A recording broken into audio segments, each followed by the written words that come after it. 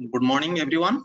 So, as already that slide I have presented here, you can see the source identification. In this talk, what I'll do, I'll try to put both stable and I have kept both stable as well as radiogenic isotope. What are the important key components that I have highlighted in this talk? The measurement and those how to do analysis, those technical component I have not kept much, but yes, I can take up any question. You can ask me, I can elaborate on those technical aspects. But here what I am going to focus more on the its interpretation and how exactly it works. So that basic concept is I am going to discuss. So yeah, if you look here, I have started from very basic about the generic type of liquid water what we see on the earth. Then what are the ions present in that surface water, the dissolved components, identification of source, stable isotope fractionation, radiogenic use of radiogenic isotopes, and one case study at the end I'm going to give you. So okay, let me start the presentation with this first one, that is generic type of liquid water. As you know, whenever we are talking about water resource, mostly what we do, we generally talk about either groundwater or river water. But on the earth surface, not only surface, in the near surface also, if you look at the what are the generic type, you can divide that this water into 4 major categories, and each of these has its own characteristic and the way it form.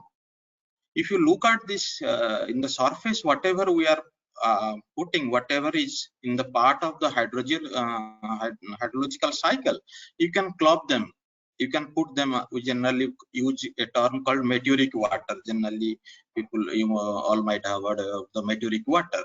It includes your rainwater, your river water, in the lake, ocean, groundwater, and in the ice, also in the ice, snow, and whatever you are looking at the melt water, all these things, because that is directly or indirectly, that is the part of your hydrological cycle. When we talk about the groundwaters are deep aquifer groundwater and the shallow aquifer groundwater. The shallow aquifer groundwaters,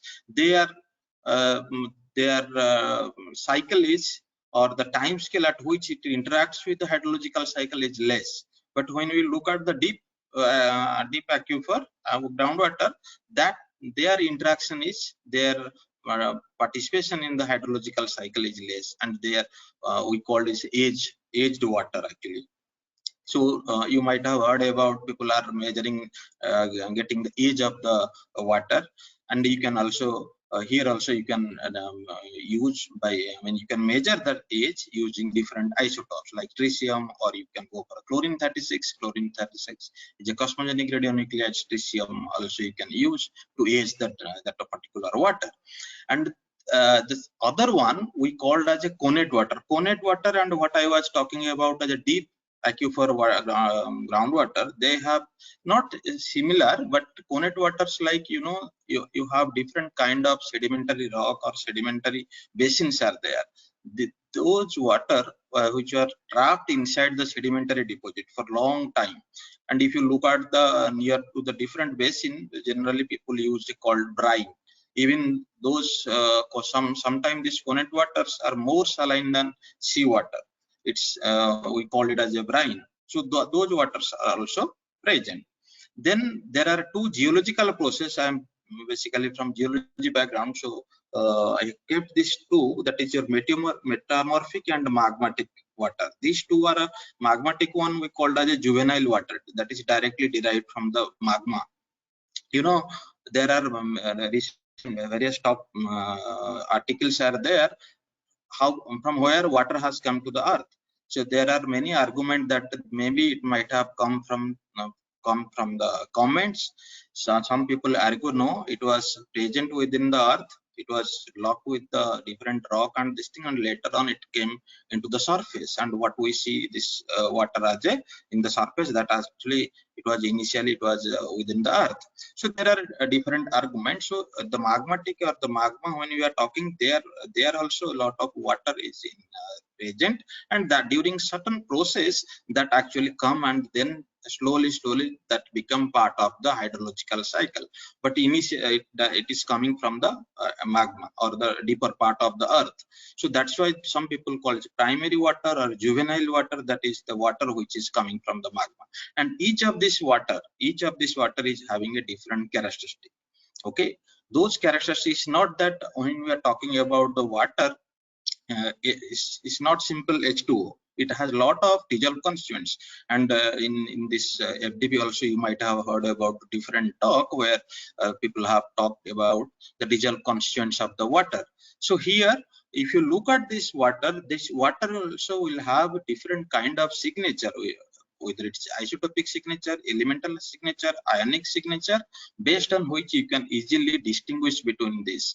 And why I kept this generic type first, because when we are talking about the source and those things, that time we should know actually from where that particular water has come. But for in general, when you are talking about the water resource, when you are talking about this groundwater and those things, in general this kind of water does not take part in this.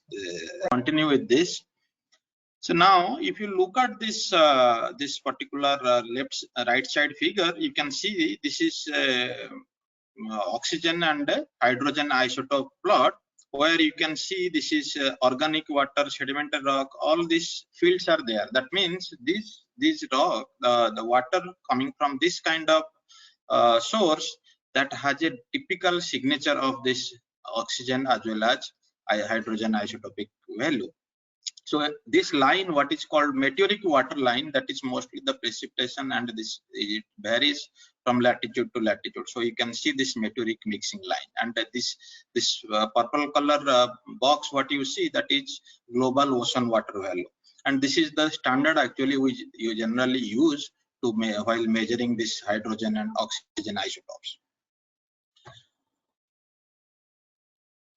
Going to the next one, if you see this total, you might have seen different kind of this budgeting of this water. And now if you look at this surface water, what we are looking, so here you can see this is the part of your hydrological cycle, and you can see in the blue and in the red color some values are given. This is the reservoir volumes. So if you take total ocean, then some volume is given here, and the units are here. It's 10 to the power 6 cubic kilometer. And now you see how this water is distributed. Like you have different component like ice, snow, and it is the precipitation on the land part as well as precipitate in the ocean part. Then you have various reservoir like lake, you have river, you have groundwater. Groundwaters are like if you see, that is much higher compared to the surface runoff. If you see in terms of the river or lake, the river and lake altogether it is 0.13, and if you look at the groundwater, that amount is much higher compared to the surface one.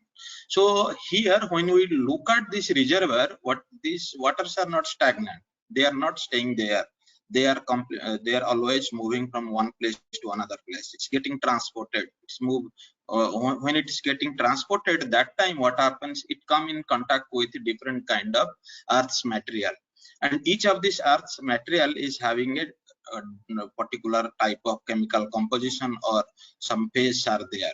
They continuously they interact with the water. So what happens? The water signature or the constituents which is present in the water, that continuously get changed, and it's completely depend on the processes.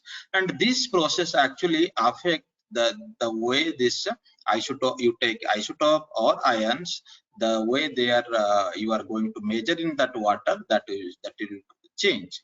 And you have to understand that process so that you can make use of the signature what you are getting from the water, what you are studying. If you look at this water, what are the major ionic constituents? If you look at this is a sea water and river water. It's average water is plotted here. the major constituents when we are looking, we call it as a cations and anions. So this, when we talk about the cations, mostly calcium, magnesium, sodium, potassium, they are in the higher concentration you are getting. But other than that also you have many elements, they get dissociated or they get dissolved into the water, and they are present in a trace level. And when we talk about the composition, as these cation and anions, they are making more than 90% of the total water dissolved constituents. So we do not rarely we talk about the trace. But when we are using this water, or when we are using in terms of a particular study, or when we are using in terms of quality of the water, that time we worried about those trace constituents, whether those trace constituents are toxic or toxic to the biosphere, toxic to the human health. So those things actually come into picture when those trace constituents concentration is increasing to some extent. Similarly, here not only the trace, even major one also, that the TDS, or when you are talking about hardness of water, that time we talk about these major constituents, and there are a different way to classify those water, and whether it is a drinkable or possible to use in domestic purpose or agricultural purpose. Those things we generally do. But in addition to this, you will have this different kind of trace elements which are present in the water, which we can use. So now, coming back to our the main focus or the discussion, when we talk about this ion or constituents, when we talk about source of the water, when we are talking, how do you know? We know based on the dissolved constituent present in the source water. So now, if you look at the surface water and groundwater, we'll just restrict our discussion to this meteoric, that to surface and groundwater. From where actually those ions comes into this particular surface water or the groundwater? Rain is one major component. Dry deposit, there are like aerosols and other dry deposits, are continuous dust and other deposits are there to the surface water. For the groundwater, it is not directly involved, but for the surface water, yes, dry deposits important constituents. Chemical weathering. Chemical, when we are talking, you might have seen in many paper we talk about the geogenic source or anthropogenic source. Broadly, we divide into two categories. Geogenic, when we are talking, there actually this chemical weathering, that is chemical weathering or rock water interaction. How long that particular water is interacting with its surrounding rocks or the sediments or in the host area. So that is a key that chemical weathering or the rock water interaction, that play a major role to decide the composition of the surface water. And if it is in the higher elevated area, glacial melt directly can come into the surface, or it can percolate through the ground, and it can be in part of your groundwater. Biological input, like you have forest, you have these things, so biological inputs are there. It is mediated one. Okay, it's not from the we are getting water from that, but they are going to change the constituents. They can add or they can remove something from the surface water or the groundwater. Anthropogenic input, everyone what we do, like whether it's industry or whether it is agricultural land. So those water which is actually has changed its characteristic, that is coming to the surface or the groundwater. So these are the major source from where this ion or dissolved constituents are coming to the surface water and the groundwater. Why it is important to us? Because based on that signature only, we are going to know about the source and other aspect of that particular water. So this is not the one-to-one correlation that okay, rainwater is there or chemical weathering is there and this much is coming into the groundwater or the surface water. In between, what happens? There are various processes that actually involve evaporation. It will change the concentration of the ion.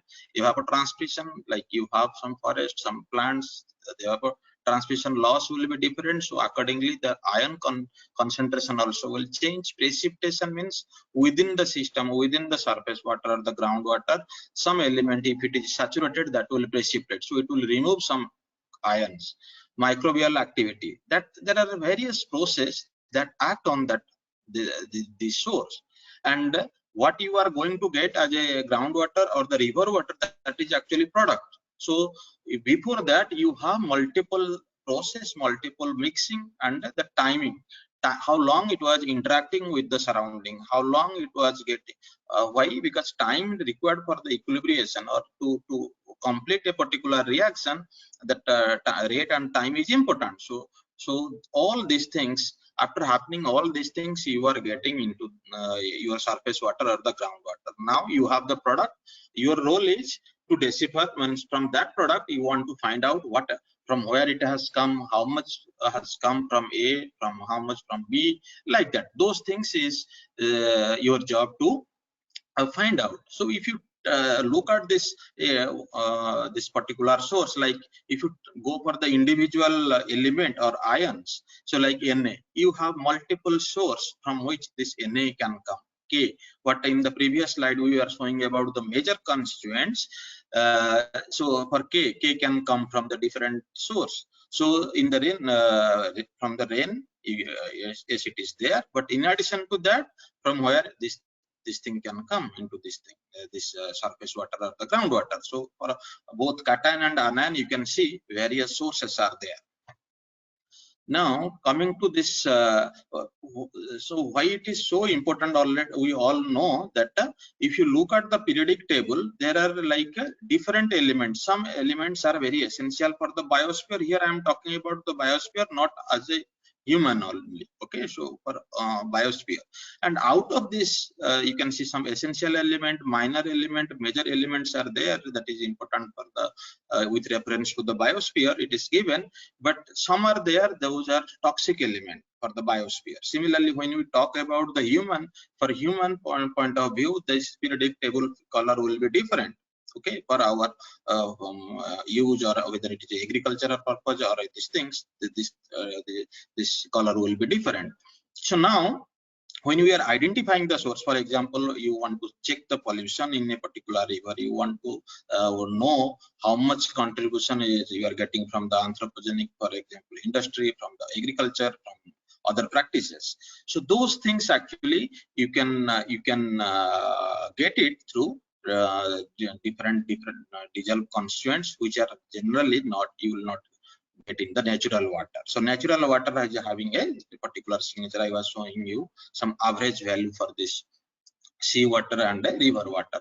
So when we are talking about these ions in water, our job is like identification of source, quantification you can do, age also. This part I have not kept in this discussion, so you can also find out this age and these things. Identification of source, there are various field methods.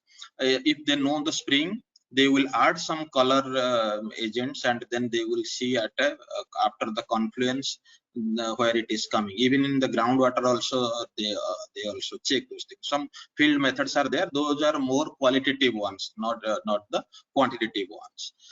You can use different ionic or elemental signature, mostly the ratio. They are helpful to know the identification of the source. Isotopic signature, we'll be discussing that. So this you can identify the source based on this. Quantification, yes, ionic or elemental signature, ratio you can take, both stable and reducenic isotope you can take, and you can quantify how much is coming from the which source. And here one thing I would like to say here, you can see like you have two source, same amount of water is coming and they are having a two different element. So if they are coming and you are getting the product, then you are expecting that 50% you are going to get in the product.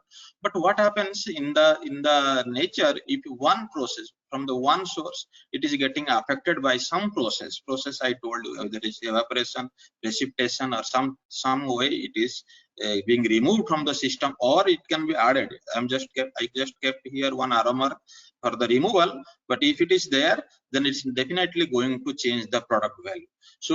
So we have to use some method or some signature, so that we should able to know about how by a particular process is going to affect.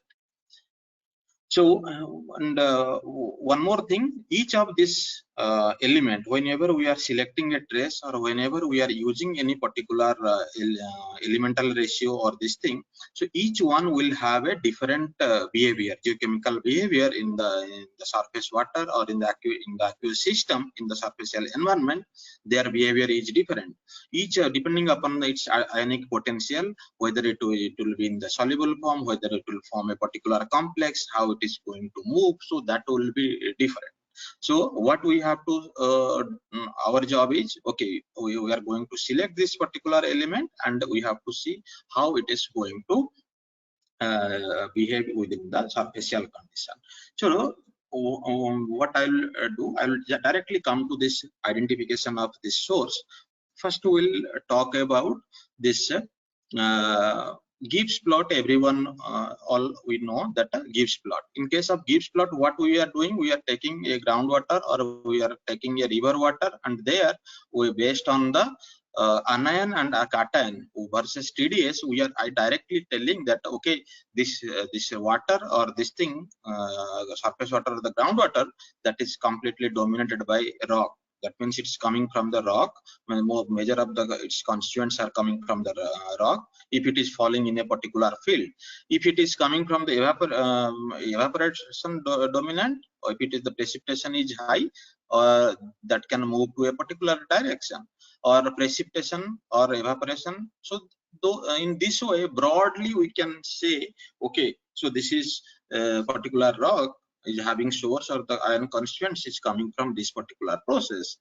But when we take some more plot, you can see here we are using this Ca by Na by versus Mg by Na, Ca by Na versus these things. This river water and groundwater, everything is plotted here. So this elemental ratio, when you are taking, that time each of these sources are having a typical ratio. So okay, silicates will generally fall here, carbonate in this side, evaporate in this side. So if these are the possible source for that particular river or the groundwater, then we can, okay, we can go to the we can draw a mixing line between two end member, and we can tell that particular groundwater or particular river water is contributed, like 10% is contributed from the evaporite, 20% is contributed from the carbonate. So this kind of estimation, this is up to certain extent okay. In the silicate, when you are talking, or when you are talking about rock, that time you have various kind of rock. So which one is contributing? For that, it may be, yes, you can use, but the error or those estimation will be less. But you can still use when you are using this elemental ratio. But only thing is, when we are doing this kind of study, that time we have to make sure, like here we are talking evaporite, silicate, carbonate, that's mostly rock. Okay, we are not talking about the rain or other anthropogenic and these things. When we are bringing this particular ratio to this particular study, so that time we have to make sure other input we are removing from the source. So there are different corrections we generally do before using this data to interpret about the source. So like for rainwater, there are different methods are there. How much loss is there because of the evapotranspiration? Rainwater is having this concentration, and then evapotranspiration loss is how it is going to modify. So those correction you have to put, then only you can use such kind of elemental ratio to identify source. Without that, if you are taking a groundwater and you are not correcting for the rainwater input or dust input or anthropogenic input, and directly you are plotting in such kind of ratio plot, then your result will be we cannot use that result for better inference. So here you can see another one. I've just changed here. Like you can see, star is given. Star is means is corrected. The data are corrected for this different inputs. So you can see this GG, GR, MW, WP. So these are the different field. Like in a catchment, if you are talking about a source, like you have different source, A, B, C source. each source is having a different signature, ratio signature.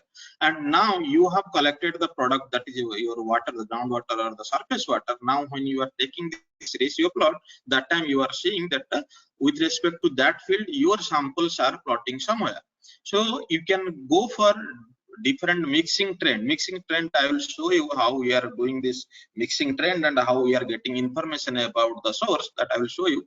But here I'm just comparing like the way different approach to know the source, but in some approach it is very limited, like limited information we are getting. And in if you use proper elemental ratio, you can get better information about the different source. So you can see here it's like in a particular, I will just briefly tell that this particular plot Ca by Na, Sr by Na, because here how we are selecting this elemental ratio, like we are looking at the conservative property of that particular element, whether Na in the water, how it is going to behave. Ca may precipitate when it gets saturated with the CO3. If evaporation is high, only that time Na or Cl, those can precipitate. So while selecting also, we have to be very careful which element we should select, or what kind of behavior that particular element is going to have.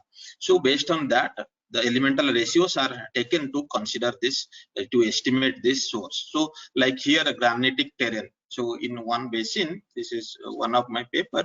So in that in one part, one subcatchment was having the granite, and one part is having granitic gneiss, another was having metavolcanic. So the different rocks were there, and tributaries are coming from all this terrain, and finally it is you are getting in a major river. Now you have analyzed the major river, you want to tell that from which catchment how much water is coming. So those calculation we can easily identify, plus we can quantify. Next one is, if you see, this is like whether some anthropogenic inputs are there or not. You can use some anion as well as cation ratio to delineate whether anthropogenic input is there or not. So all this we can use. Okay, so this is here what we have used. Simply we have used this elemental this thing. But what happens, this kind of study of you cannot extend up to a deeper level. So it is better we should go for the isotopic study. So if you look at the stable isotope, we'll take one by one. If you look at the stable isotope, you have different stable isotopes are being used for this source identification, quantification, and to know the process, geological process. If you look at this stable isotope, here I have kept hydrogen and oxygen. Why? Because the H2O, when you are taking, H is there and oxygen is there in the water. So we first we should go for this hydrogen and oxygen signature of that particular water. And if you look at the natural abundance of oxygen, oxygen is like oxygen, you will have three O18 is there, isotope is there, or 17 is there, 16 is there. 16 is more abundant, 17 is 17 and 18 is comparatively low in the natural abundance. So now if you look at the hydrogen, in case of hydrogen you have three: hydrogen, deuterium, tritium. But if you look at in case of stable one, this hydrogen and deuterium both you can take. Hydrogen abundance is much higher and deuterium is low. So now what happens to this ratio when they are undergoing particular kind of process? For example, if you are taking a pan of water and if you are evaporating in this, initially in the water you are having a particular oxygen and hydrogen isotope value, and when you are heating it, so vapor phase is going and some remaining residual water is there. So these two, if you analyze, then these two will have a different kind of signature. What happens? They get fractionate. This different stable isotope, they get fractionate during different kind of this physiochemical process. They get fractionate. So now this, if you measure that, that will be different. And if you take the vapor and if you condense it, the vapor concentrates the isotopic signature of the vapor, and in the water which is condensed from the vapor, both will have different. So in this surfacial condition, for example, when two source is mixing, or water is coming from one part and it's mixing with another one. So these two may be having a completely different isotopic signature, or during the process, while moving, while getting transported from one place to another place, the other process may change that. So those things actually we can infer when if we do this kind of study. But the question is, how do you know? There should be some reference. Based on that, we should tell like these are the stable ratio. The ratio natural abundance is 1. Then when you are taking the ratio of two isotopes, one is your heavier one is your lighter. For example, O18 by O16. So that time you are getting some ratio. Then that ratio needs to be referred, or there should be some standard using which you can actually tell that whether it is your water is having higher O18 or lower O18. Okay, so those things, to know that, we have this standard mean ocean water, that is smooth, that is a standard we use, that is what we take. With respect to standard, we actually measure our sample. In the next slide I will be telling. Similarly for the hydrogen, in case of hydrogen, deuterium and hydrogen is D by H we take, and say again from the SMO we take as a standard here. And when we are talking about this del value of this stable isotope, that time we take the ratio, because measuring single isotope is difficult. When you are taking the ratio, that time it is it is easy to measure, and result will be error will be much less. So what we take, you measure the ratio of that heavier by lighter isotope, and then we subtracted from the standard, and then we divided by the standard ratio, then we multiply with the 1000. That is, when we express in terms of per mil. Okay, so when we are dividing, subtracting and dividing with the standard, then what will get, either we'll get a positive value or negative value, higher than the standard or lower than the standard. So this higher and lower value of del value, that actually tells whether your sample is having sample is enriched with the heavier isotope or depleted with the heavier isotope. So that actually it relate with your process, because these are the process dependent. Okay, this stable isotope fractionations are process dependent. There are various like isotopic exchange reactions are there. It will depend on the physiochemical process. In bacteriogenic reaction, that can also mediate, or that can also change the ratio. And you can find out, depending upon each this process which is going to affect your isotopic fractionation, that fractionation factor you can identify, you can measure that fractionation factor. I have not kept here like how it is depending upon the temperature, whether, for example, you have two phase. I gave you one example of water in the pan and vapor phase. You have now two phase. In the two phase you are measuring the ratio, and the ratio, whatever ratio you are getting, ratio in vapor, ratio in the water which is remaining, residual water, and if you take the ratio, that is your actually fractionation factor. What is in, for example, you are measuring for oxygen, you can tell that this is the oxygen the fractionation factor when we are heating at this, let us say 80 degree, and the vapor is 90 degree or 100 degree, and this much is going into the vapor, or this much is going into the retaining in the residual phase. So you can find the fractionation factor from between two phase, okay, or vapor to condense water. So you can do that. You can find out the fractionation factor. And actually here what happens, there are here I have not kept like kinetic equilibrium or the chemical equilibrium when it happens, which is preferably go and which is which will stay in the water. If you look at this, if you consider that global ocean water, and in the ocean water, depending upon the natural isotopic abundance, your H2O, like whether H2O will be there or D2O will be there, so those things will be decided. Here in the ocean water, D2O16 you are not going to get much, but if you look in terms of oxygen, you will have H2O16, H2O 18, even 17 also you will get. But only thing is, if you see in terms of natural abundance, and here we are talking about 18/16 ratio, so only two isotope things are given here. During the evaporation, what will happen? This lighter isotope, lighter means O16, that will preferentially it will go to the vapor phase, and when it will condense, during condense, the heavier one will preferably come down. So in the first precipitation, O18 value will be higher. From the ocean, when it is getting evaporated, you will have H16 will be high.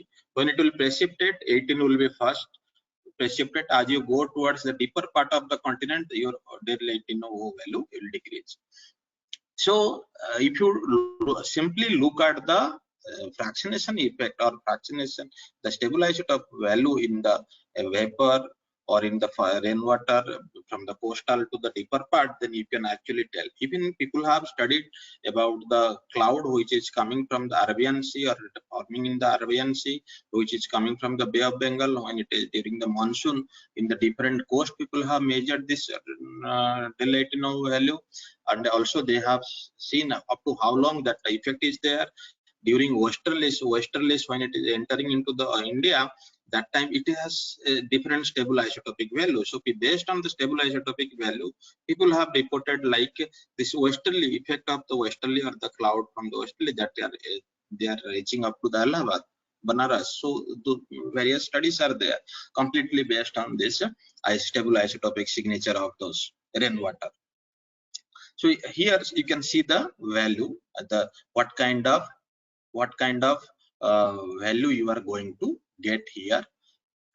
You can see this is del 18 0 because we are taking the SMO as a standard. So here the value is 0. In the evaporation, you can see the depletion. This is -12 del 18 and the H2OH -87. In the initial precipitation in the coastal rain, you will see that O18 value is -3, whereas in the vapor it was -12 per mil. But in the fast rain, that means your O18 from the cloud is preferentially reaching to the coastal area. Preferentially is removed from the vapor. It is condensing first, and when it entered to the deeper part of the continent, that time you can see here it was -15, and in the deeper part you are seeing del 18 value is -11. So this fractionation, if we are considering your rain as a source for a particular water, whether it's a groundwater or this thing, depending upon the location, depending upon the rainfall, this is like overall, and the average value is given here, but you can actually estimate for a particular location, and what now you can measure in the rainwater how much this del 18 or del 2H or del deuterium, that also you can measure, and you can make it like you can you refer that for further procedure. Now if you see what we have seen here, this H2O, del 18 and del D, these two are systematically changing, and on the earth also this fractionation also temperature dependent. And when you move from equator to the polar region, low latitude and high latitude, there this fractionation or the value will be different, because polar region the behavior is different. So now if you look at this is the line, dark line what we are seeing. This is called meteoric water line. This meteoric water line is depending upon the latitude, how this del 18 value and del D value is changing. Okay, so this is, if you see, this is your low latitude towards the warmer region, towards the equator. This is your high latitude or a polar region. So, and then this meteoric line also will change with this depending upon the type of vapor source, whether it is a humid vapor source or it is arid vapor source, in the summer or in the winter. So in one location also there will be variation in the summer and winter value. Now, if let us say after rain there may be some evaporation, or that rainfall directly came into the river, the rainfall directly came to the lake, or it has stored somewhere, and after that there was a evaporation loss. So during evaporation, the preferably the oxygen, your O16 will go. O16 will evaporate first. So your residual one will be enriched with del 18O. So del value will change. So you can see in the arid region, this line, the meteoric line, what you are seeing, this meteoric line will bend actually. It will change its path, or the water which is reserved and stored there, that will change. This is because of the evapotranspiration. So for only one example is given here. You can see for different type of process, we have this the fractionation factor. We know fractionation factor between two isotopes we know, and we can use this. These are the mixing line. Like when you have this for a particular groundwater, particular this thing, if you have a value, then you can, if you know the local meteoric, this is the global meteoric line. This dark one what we are seeing, this is global meteoric line. For a given location, particular place, you can have the local meteoric line.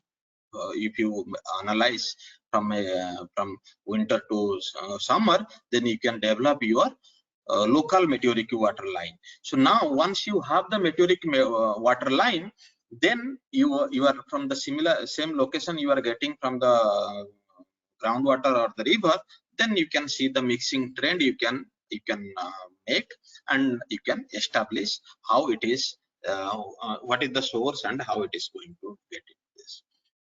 So here I will just talk about another aspect about this del 18O and this thing. I was talking about the rock water interaction. So one can tell, okay, here we are solving the issue with the rainwater, but now when it is interacting with the rock, then what is going to happen, how the isotopic signature is going to change. So in the previous slide I have shown you, like for the sedimentary organic water, they have a typical field where you can see how much it will vary.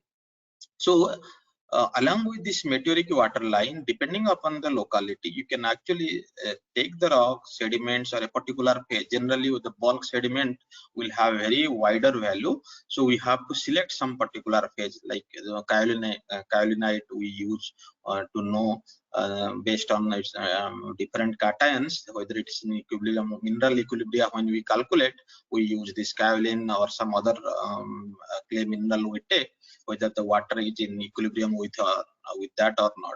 So we also have the kaolin line, kaolinite line, boehmite line. So different lines already people have done that, and we have that studied value, and we can use also some of the phase, and we can correlate with the water data, so that we can get the mixing line, and we can directly decipher what is the source for that particular water. So it is here I am just showing you this for the present day. When you are analyzing, you can do, but people have done, like in the past, what was the condition, what was the stable oxygen isotopic composition. When we are talking about different phase, like in the rock or some in the sedimentary rock, you have different phase. So if you know that in a particular time that particular mineral is precipitated, or that has precipitated from the water, that means the rainwater was a part of that system, and then it has mineral has precipitated. And if you do the analysis, then you can actually talk in the past what was the isotopic signature of that particular area. Look at this particular this paper actually published in Science in 2019. In 42 million years ago in India, how was the stable isotopic composition over the India? It was mostly dominated by the different type of rainfall and precipitation system. And based on that, based on their simulation, because they have taken some data, then modeled it, and then they could able to establish this map where they could show the how the stable oxygen isotopic composition was there during this 42 million years ago. This is not related to this, but I just want to say that it's not that for the present day we can only identify the source and this thing. You can utilize this study to decipher the paleo conditions. Okay, so this oxygen and hydrogen, they are very conventionally people are using, and now various other isotopes, stable isotopes, people are using in this study. For example, boron, nitrogen. Boron nitrogen is the good thing about the boron nitrogen is, like most of the time we are worried about whether the water is coming from the sewage or not, yes, fertilizer or not. These things we can decipher from the elemental ratio, but the problem is estimation. When we quantify, that time it will be difficult to quantify, or the error will be much higher. So now if you do the boron and the nitrogen isotopic study, this is stable isotopic study, then you can easily distinguish between like how much is coming from the sewage, how much is coming from the fertilizer, how much coming from the, if you have two industry, so you can actually tell that how much which industry is contributing how much to that open water or the surface water. You can see each one depending upon the industry type or industry this thing, your signatures, isotopic signature will be different.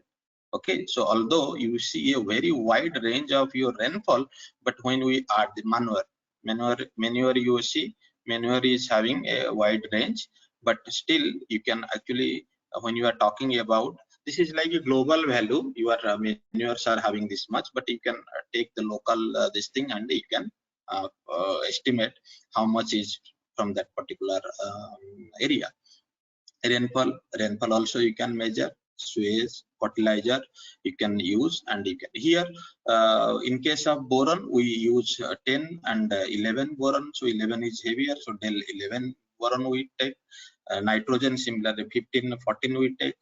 So yeah, only thing is you have to take when you are using nitrogen and all these things, you have to be you have to take a particular gaseous phase and you have to analyze, because their reactions are different.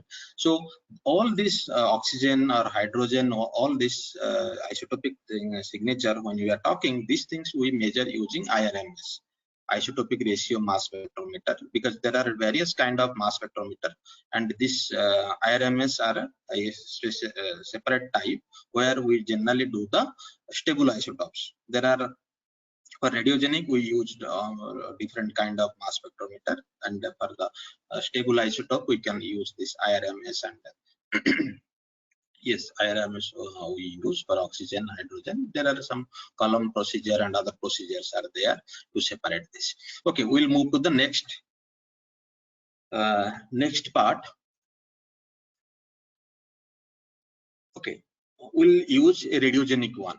In case of radiogenic behaviors are different, because with time it will change. Radiogenics will you can use, similarly you can use radiogenic one to know the source, to know the you can also quantify. But the difference between these two, there you can know more about the process when we are talking about the stable isotopes, and we can know more about the source and the processes. But quantification also there may be a little bit error will be there, but the quantification is much better when we talk about the radiogenic isotope. Okay, the process part may be a little less in case of radiogenic isotope, but you can talk about the source very nicely using the radiogenic isotope. There are different radiogenic isotope we use to know the source. Here I have kept only strontium, so we can use the strontium, we can take the neodymium and other isotopes also, radiogenic isotopes we can use. Here I have only discussed strontium. So if you look at this strontium is having 4 different isotopes, and each of these isotopes, generally we take this 87 by 86, and each of this is having a different natural abundance. And the radiogenic from the rubidium 87, this strontium 87 actually form. So this value actually change depending upon the source. The 87 by 86 ratio actually change. So if you look at this right side diagram, like here you have a source A, you have a source B, and your product or your groundwater is, let us say, for the Punjab region, I am telling your groundwater is coming from the Shiva, the one aquifer is from the Shivalik side. It is coming Shivalik area, or that there a particular rock or a particular this thing is export, and in one head is in the Shivalik side, another head like you have alluvium, and alluvium is having a different signature radiogenic strontium value, and your hard rock terrain that is having a different signature. So if these two get mixed, then in the product what you are going to get, for example, you have a river, Satluj is coming, and Satluj is having different tributaries. Each tributaries are draining different rock type.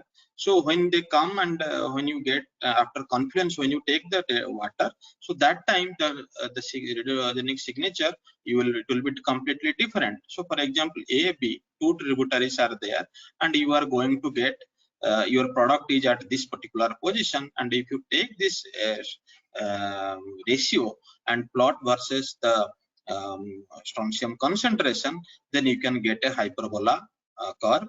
And if you plot as a 1 by SR, then it will be a straight line. So you can actually find out how much contribution is from A, how much contribution is from the B. Simple mixing thing. So you can find out this the concentration. You can easily identify, estimate the source. Okay, so I will directly come to a particular case study where I will show more about the strontium isotopes, the radiogenic one. You can see this is a case study from the catchment, Kaveri catchment area. You can see this Kaveri river was draining different like granitic gneisses.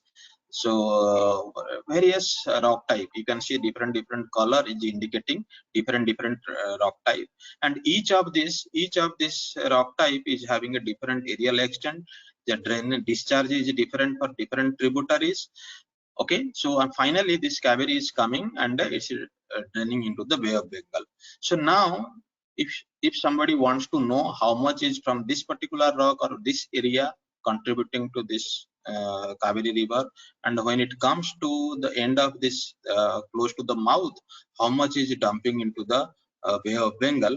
So all this estimation is possible if you can combine both your ionic and as well as isotopic study on the river water, and you can estimate like which area is contributing how much to this particular river water. Okay, so you can see here sampling points have been collected, and the problem is it's not directly we cannot use the ions what we are getting from the water. We require some correction. As I have already mentioned, you have to go for the atmospheric correction, you have to look for the biological input correction, anthropogenic input correction. If you remove all this, if you these corrections are like one way to know about the source, possible contribution from this kind of component, this kind of source. So those things you need to correct first, and then you can come to the area, and then area wise you can actually later on based on the isotopic and those things you can find out. For biological input, anthropogenic input, atmospheric one, like I was talking about stable isotopic study, boron and nitrogen I was talking. So those things can be included in this study to know how much correction required to this water. Okay, you can plan this. So now if you look at this particular diagram for that basin, first we should know the what is the land cover, land use pattern, because you require atmospheric, like you have to correct for the evapotranspiration loss, you have to go for the evaporation loss, you have to look at what are the other sources, like whether precipitation is there or not. So what we actually use, there are different methods, remote sensing methods are there, where you can actually estimate, depending upon the land cover, you can estimate the evapotranspiration loss month-wise, or you can as an annual basis also you can find out. Or if you are sampling in a particular duration, or during monsoon, during non-monsoon, so during those time you can easily estimate the evapotranspiration, evaporation loss. So those things you can find out. So here in the right side you can see this is for the different months. DJF AM, this is December, January, February, March, April, May, June, July, August, September, October, November. So for the different time, your evapotranspiration loss is different. So you can, for that particular location, you can actually find out, and those correction you can include.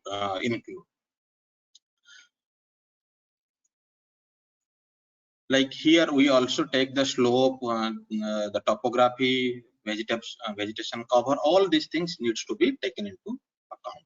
So now, if you look at the strontium isotopic along the river, you can see how this elemental concentration is varying as you move towards the mouth. The concentration is increasing, and here all the tributary, like different tributary, different these things are coming, and each one is having different isotopic signature. These isotopes, you can see up to 6 decimal we have measured with the 2 sigma error, and this particular isotope has been measured using thermal ionization mass spectrometer. So you can see from the starting from the Krishnaraj Sagar Dam to the mouth of Kaveri, and all the tributary, whatever tributary is joining the major tributary, so all the samples were collected, and the contribution from each of this terrain or this locality that has been estimated using this. So now you can see the signature, isotopic signature value if you plot. So that is decreasing as we are moving towards the mouth. So this isotopic strontium isotopic value in the river, if you look at the ocean water is around 0.709, and when we talk about the radiogenic means higher 87, that means where the 87 rubidium is high. Each rock, like when you're taking igneous rock, if it's a old rock and is having more rubidium, then the concentration will be high. So 87, 86 value will be low. And if you look at take the rainwater is around is close to seawater, 0.70912, something like that. So this if you take a particular rock, there the value will be like 0.712, 0.724, like that. So now when that river is interacting with, or the rock water interaction is there, and that water is coming directly to the surface as a surface runoff or through the groundwater, all this they actually carry, they dissociate this strontium from the rock and they bring into the water. Why strontium I have chosen here to explain? Because if you look at the behavior of calcium and strontium, they are same. So in the water also you are getting calcium, magnesium you are getting. The behavior of strontium is close to your calcium, and in the rock and these things, when the calcium get dissociated, that time strontium also comes to the water. So the isotopic signature also being carried by that particular water. So now you can see, like as you go along the river, your isotopic signature is decreasing when we are coming towards the mouth, because a lot of water is coming close to the seawater. So that time the isotopic signature will come to the seawater, I mean close to the seawater. Okay, so when you are plotting against 1 by SR, it is showing a straight line, means you have a lower value, you have a higher value. So now if you have only 2 end member, then you can easily get the percentage how much you are going to get, but that is not always the case. You will not have only option that only 2 sources are there. You may have multiple sources, so you have to distinguish between each of these source. These are for the different river. So look at this diagram here, like you have source GG, FG, these things. I'm not going into that details. So if you have 3 different source, and now your signature, your water is having a particular isotopic signature, and with the help of a particular ratio, if I see the mixing trend, the mixing trends are different. So now my job is I have to, at least here I can able to quantify, because this mixing trends is saying that this much percentage to that much percentage. So I have a quantification, or I can quantify, okay, this area, because this particular GG is exposed in a particular basin, particular area, I know the discharge. So this discharge is this much. So how much ionic constituents are coming? only the water mixing that is not going to help us, that will not help us to know the iron how much is coming from that particular basin. So I know where GG is exposed, I know where FG is exposed, I know where MVG is there, so I can easily, for that particular river or for that particular location where I have analyzed, so I can tell, okay, contribution is from this much. Okay, I can also take the groundwater into the consideration. This is here I have just shown here. It's not that only by this CA by SR and this thing I got, even in the MG by SR also, when I am going and I am getting the similar result with somewhat uncertainty. So if I can prove with multiple ratio, multiple resource, then my argument or my estimation is better. If you look at this within, for example, within the GG, if you have some variation, or within the MG, if you have some variation, then that also can be resolved. Okay, so for each of this, for GG, GR, MB, so for each of this, you can actually see the ratio and mix them up. In this side, right side, you can see like you have source, we are getting a mixing line. Here also we are getting a mixing line. Within the mixing line, at what location your sample is falling, what is the mixing trend, and the estimation you can actually say how much contribution you are going to get from this particular source. So I'm not going into this detail of this particular result. So like for each of this location, like monsoon time, pre-monsoon time, annual time, how much is coming from this silicate, how much coming from the carbonate, how much is this load, all the estimation that is means based on the elemental ratio and isotopic ratio, we could able to estimate, okay, this is happening in that particular catchment. For each of this catchment, where this location is having a you can basin area, you can see the site location, and the top of that the basin area, and then the river name, and at that location what is how much contribution is coming from this side, how much from other side, that you can actually estimate.